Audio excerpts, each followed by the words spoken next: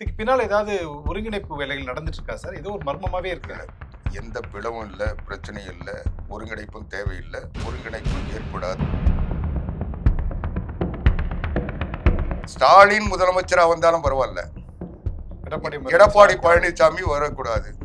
அப்படிப்பட்டவங்கள நாங்க கூட்டணியில சேர்த்தோம்னா என்ன நடக்கும்?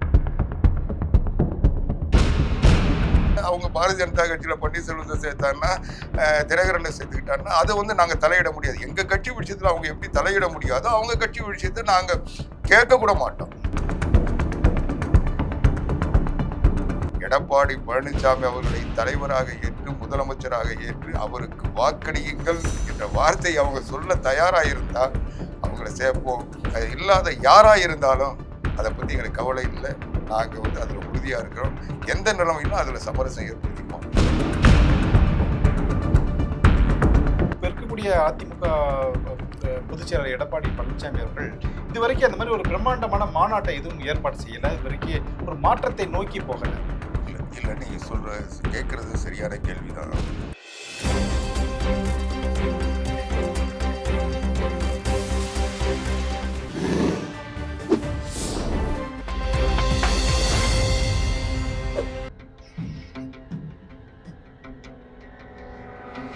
தமிழ் அலை நேயர்களுக்கு வணக்கம்.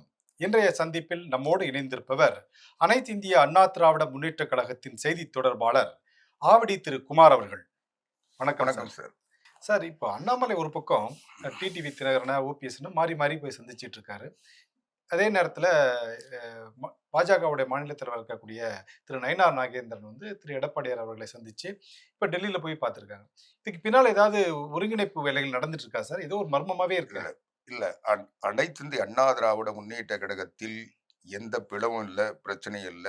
ஒருங்கிணைப்பும் தேவையில்லை. ஒருங்கிணைப்பு ஏற்படாது. அதை உறுதியா அனைத்து இந்திய அண்ணா திராவிட முன்னேற்ற கழகத்தில் அதிகாரப்பூர்வமா நான் சொல்றேன். அதிமுகவிலிருந்து இந்த பிரச்சனைக்குரிய நீங்க சொன்ன 2, 3 பேரை சேர்க்க வேண்டிய தேவையில்லை. சேர்க்கறதுக்கான சூழலும் இல்லை. சேர்க்க மாட்டோம். அவங்க சேர்ந்துதான் நாங்க ஆட்சி பிடிப்போன்றது இல்லை. நாங்க அவங்க சேராம இருந்தாதான் ஆட்சி பிடிப்போன்றத எங்களுடைய உறுதியான நிலைப்பாடு. சார், சமூக வலைத்தளங்கள்ல நான் முடிச்சிடுறேன். இதுதான் உறுதிப்பாடு.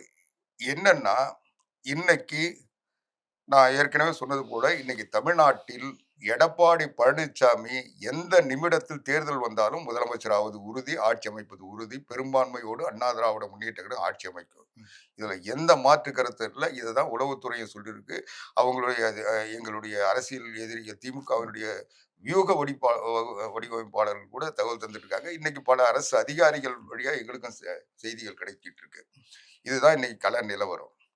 இப்போ ஸ்டாலின் தன்னுடைய ஆட்சியை காப்பாற்றணும்னு முயற்சி பண்றாரு. இல்லைன்னா அவருடைய அமைச்சரவையில் இருக்கின்ற அவருடைய சகாக்கள் அடிச்ச கொள்ளை, இவருடைய குடும்பம் அடிச்ச கொள்ளை எல்லாம் இன்னைக்கு மத்திய அரசினுடைய பார்வைக்கு போயிருச்சு. அதனுடைய விளைவுகளை சந்திக்கின்ற பொழுது இவர்கள் மிக அதிகமான பாதிப்புகளையும் இழப்புகளையும் ஏற்க வேண்டியிருக்கும். அதனால அதுல மீட்கணும்னா ஆட்சியை தக்க வச்சாலொழிய அவங்க தப்பிக்க முடியாதுன்ற நிலைமை. அவங்க சிறைக்கு போக தயாரா இல்லைன்றதுனால அதுக்காக எந்த விலையும் கொடுக்க அவங்க தயாராயிட்டாங்க.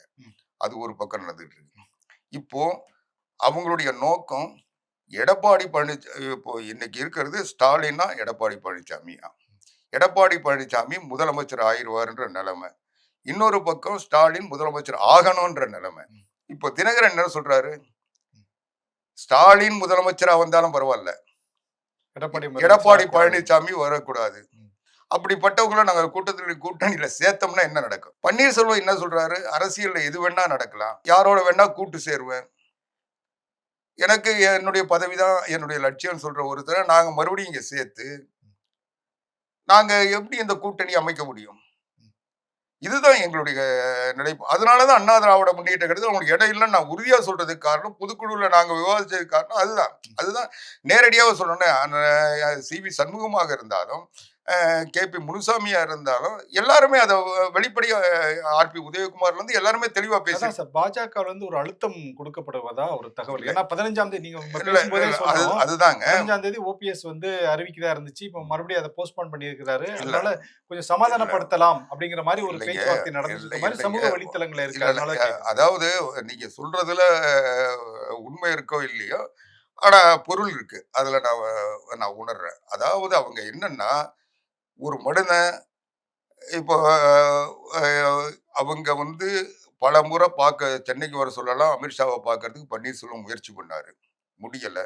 அதுக்கப்புறம் நான் நேரடியாக சொல்றேன், குருமூர்த்தியை கூட்டிட்டு போய் டெல்லியில பார்க்குறாரு.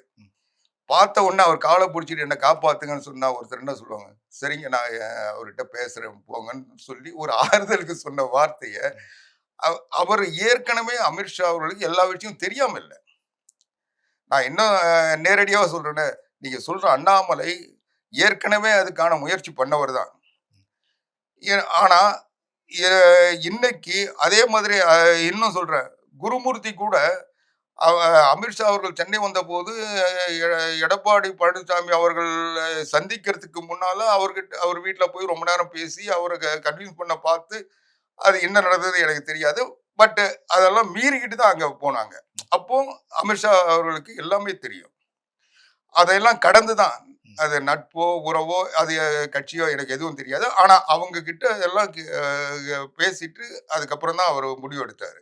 முடிவெடுத்து அதுக்கப்புறம் தமிழ்நாடு பாரதிய ஜனதா கட்சி தலைவரா மாற்றம் வந்தது. அந்த மாற்றத்துக்கு பிறகு எடப்பாடி பழனிசாமி அவர்களை சந்திச்சாரு, ஒரு வீட்டுக்கு போனாரு, எல்லாமே நடந்தது. ஓப்பன்.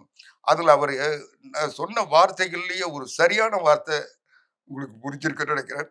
டெல்லிக்கு மத்திய அரசுக்கு நரேந்திர மோடி, தமிழ்நாட்டுக்கு எடப்பாடி பழனிசாமி. இது சொன்னாரா இல்லையா?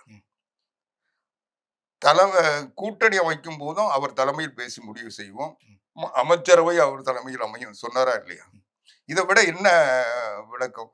அதுக்கு பிறகு அண்ணா இந்த காலதாமதங்கள் ஆகிறதுனால ஒரு சந்தேகம் ஏற்படுகிறது. அதனாலதான் காலதாமதங்கள் மற்றவர் இப்போ இதுல வந்து நான் இன்னும் வெளிப்படையா சொல்றேன், நீங்க கேட்க தயங்கினா கூட, இதுல ஒரு சிலர் பாதிக்கப்பட்டவர்கள், அவங்களுடைய இருப்பு தக்க வைக்க முயற்சி பண்றவங்க இது போல செய்யலாம்.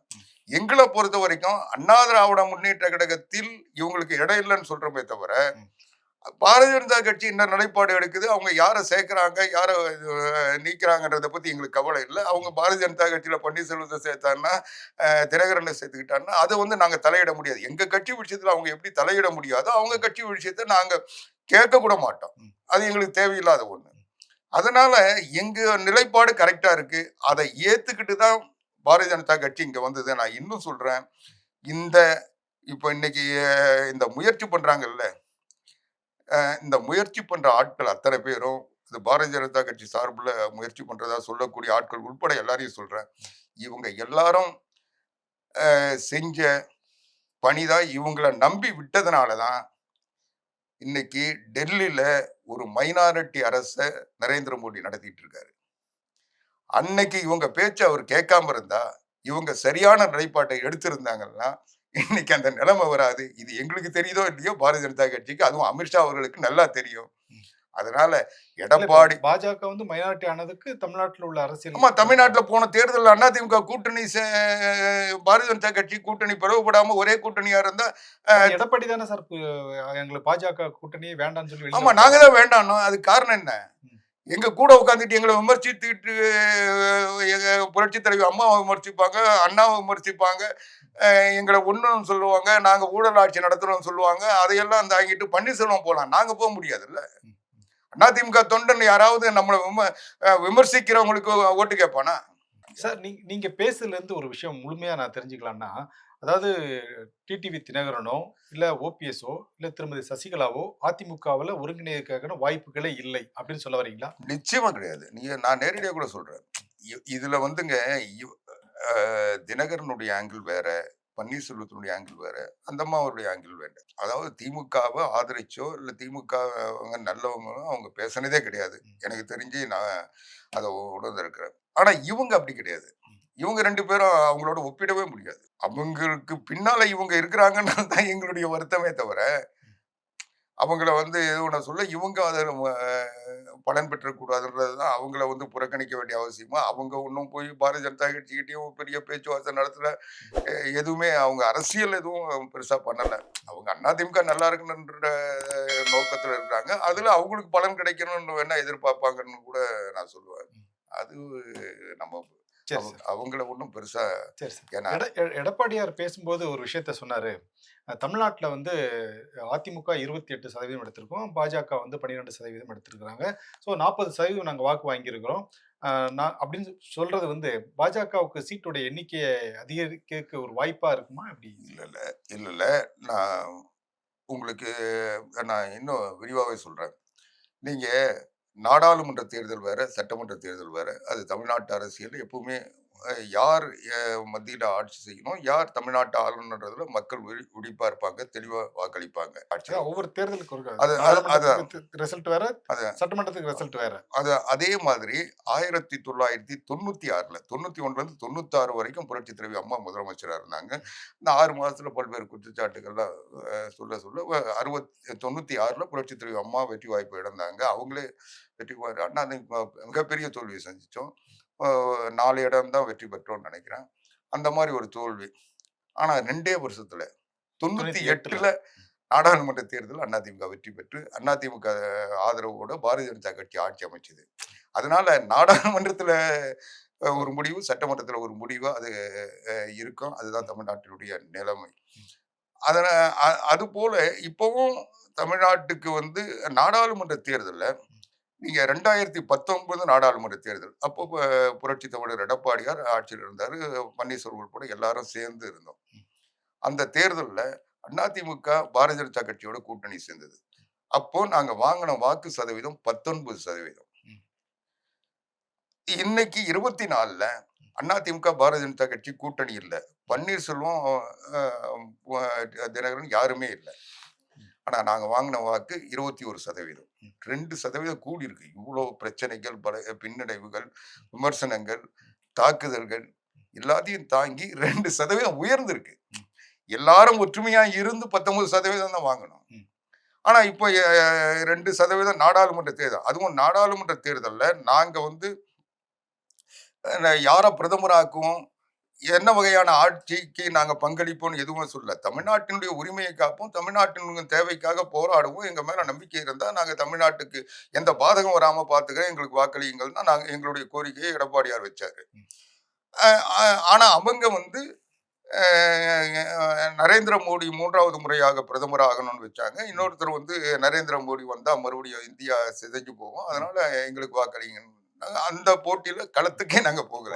எதுவுமே இல்லாம தமிழ்நாட்டுக்காக நாங்க 21 அதுவும் எடப்பாடி பழனிசாமி அவர்களுடைய தலைமையை உறுதிப்படுத்துறதுக்கு 21% அது எங்களுக்கு பெரிய வளர்ச்சி. எங்க கட்சி எந்தவித அ கழிவுகளும் இல்லாம சுயம்புவா 21% வாக்கு எங்களுக்கு நிலையா இருக்கு. அதனால நாங்க வந்து இன்னைக்கு இருக்கிற கட்சிகள்லயே வந்து இன்னும் சொல்ல போனா நாடாளுமன்ற திமுக தொடர்ந்து வெற்றி பெற்று வந்ததுன்னு சொல்றாங்க. அதுவே உண்மை இல்ல. ஏன்னா 2019 நாடாளுமன்றத்துல திமுகவுக்கு 26 இடம் இருந்தது. திமுகவின் நாடாளுமன்ற உறுப்பினர்கள் எண்ணிக்கை மக்களவையில் 26. 2024 தேர்தலுக்கு பிறகு இன்னைக்கு பாருங்க 24. 2 இடம் அவங்களுக்கு தான் செஞ்சிருக்கு. வாக்கு சதவீதம் பார்த்தீங்கன்னா 6% குறைஞ்சிருக்கு. அதனால திமுக பலகீனமா தான் இருக்கு. ஆனா அவங்க வந்து கூட்டணி அவங்களே ஒத்துக்கிறாங்க. திமுக பலம் இல்ல. கூட்டணி தான் பலம்னு சொல்லிட்டு இருக்காங்க. அதனால தான் நாங்க கூட்டணி அமைப்போம். அரசியல்ல வியூகம் சொல்ல ஒரு கருத்து சொல்றேன்னா, அந்த கருத்து சரியா இருக்குன்றதுக்காக சொல்லல. எதிரிய பலகீனப்படுத்துன்றதுக்கு சில வியூகங்கள் வகுப்போம். அந்த மாதிரி இந்த வியூகமா நீங்க எடுத்துக்கலாம். அதனால எல்லா வியூகமும் எங்களுடைய வெற்றியை பலப்படுத்தணும்ன்றது இல்ல. பாஜக இத ஒரு காரணம் காட்டி உங்ககிட்ட அதிக சீட்டு வாங்குறதுக்கான வாய்ப்புகள் இருக்குல்ல சார்? இல்ல கடந்த 21 தேர்தல், 21 சட்டமன்ற தேர்தல். அதுல பன்னீர்செல்வம் எத்தனை முறை சொல்லியிருக்காரு, தினகரன் சொல்லியிருக்காரு. 60 இடம் கேட்டாங்க. கடைசியில 20 தான் குடுத்தாரு. எடப்பாடி பழனிசாமி இதுக்கு ஒத்துக்க மாட்டேன்னாரு. எங்களுக்கு 5 இடம் கேட்டாங்க. அதையும் குடுக்க மாட்டேன்ட்டாரு.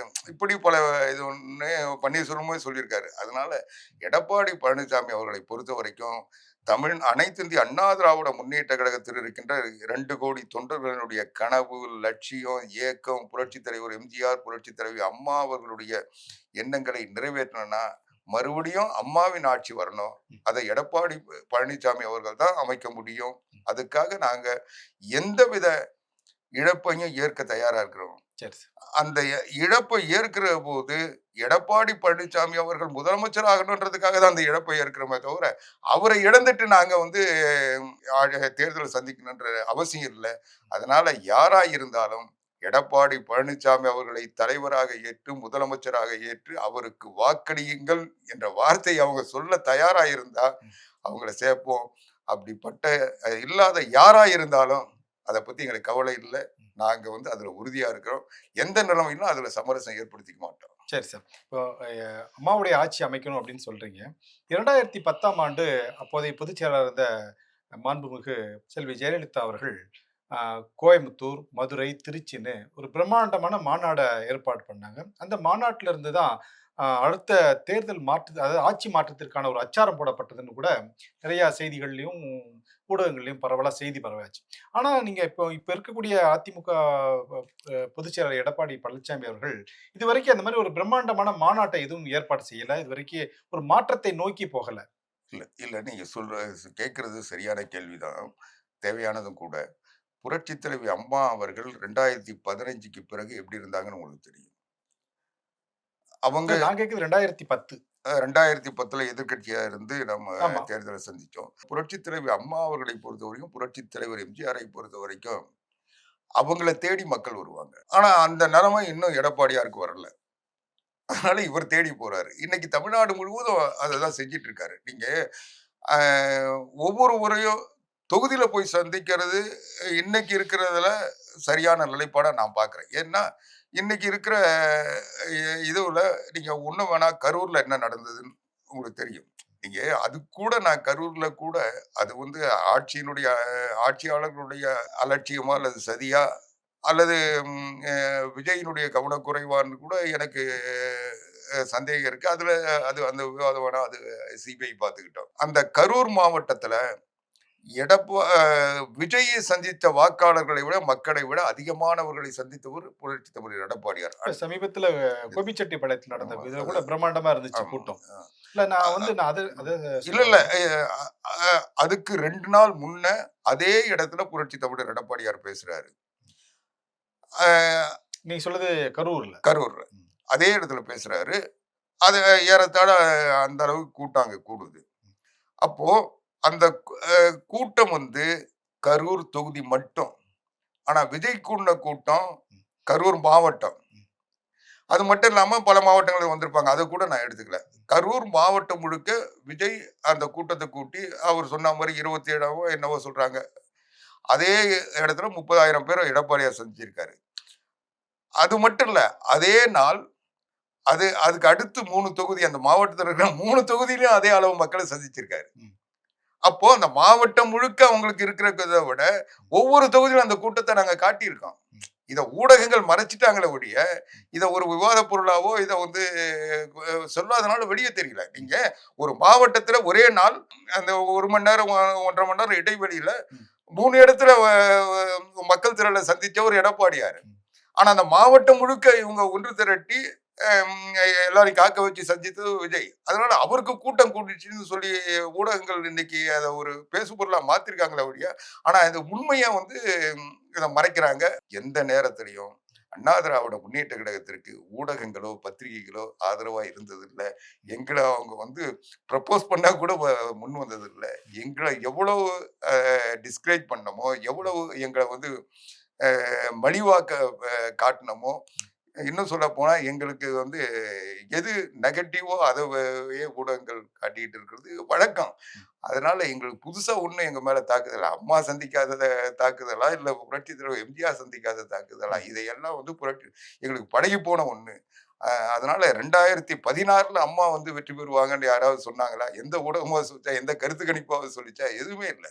இன்னும் சொல்ல போனா அன்னைக்கு இருந்த உளவுத்துறை கூட எனக்கு நல்லா தெரியும். அன்னைக்கு காலையில கருணாநிதிக்கு போய் மலர் சென்று கொடுக்கறதுக்கு காத்திருந்த அதிகாரிகள் அதிகம். அதனால உளவுத்துறை கூட எங்களை சரியா எங்க ஆட்சியிலேயே இருந்துகிட்டு எங்களுக்கு எதிராக இருந்தாங்க. அதையெல்லாம் சந்திச்சு தான் நாங்க வந்தோம். எங்களுக்கு மக்கள் நாங்க களத்துல இருக்கிறவங்க, மக்களோடு இருக்கிறவங்க, மக்களுடைய உணர்வுகளை உள்வாங்கி நான் அரசியல் நடத்துறோம். நாங்க வியூக வகுப்பாளர்களை நம்பி அரசியல் நடத்தல, தேர்தலை சந்திக்கல. நாங்க மக்களை நம்பி சந்திக்கிறோம். அதனால எங்களுக்கு எந்த தொய்வும் இல்ல. நாங்க வலிமையா இருக்கோம், பலமா இருக்கோம், உறுதியா இருக்கோம், உணர்வோடு இருக்கிறோம், லட்சியத்தோடு இருக்கிறோம். புரட்சித் தலைவி அம்மா அவர்களும், புரட்சித் தலைவர் எம்ஜிஆரும் எங்களுக்கு இன்னும் வழிகாட்டியா இருந்து வழிகாட்டிட்டு இருக்காங்க. அந்த உணர்வு உருவமா எடப்பாடியாரை நாங்க பார்க்கிறோம். அவர் இன்னைக்கு அவங்களுடைய ஒன்றுபட்ட ஒரு சக்தியாக எங்களுக்கு கிடைச்சிருக்காரு. அதனால நாங்க பலமா இருக்கோம். வலிமையா இந்த தேர்தல்ல வெற்றி பெறுவோம். நன்றி, வணக்கம். நன்றிங்க.